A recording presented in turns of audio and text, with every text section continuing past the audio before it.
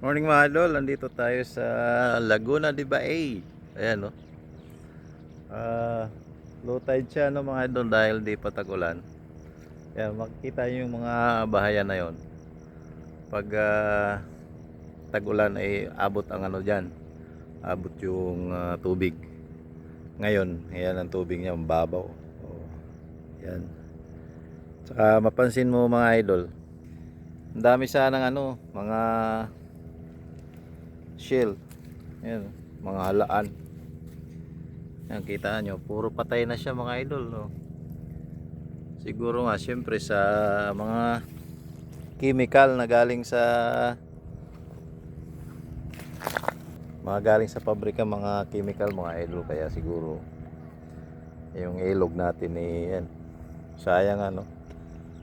In the future siguro wala na. Mabuti nga marami pang tilapia dito sa Laguna Lake ngayon, pero yung mga ibang klase ng mga shell ano na, namamatay na no. Ayan, makita nyo. Ayan, dami oh. Ayan mo. Yan, mga shell po yan. Pero puro patay na siya mga idol.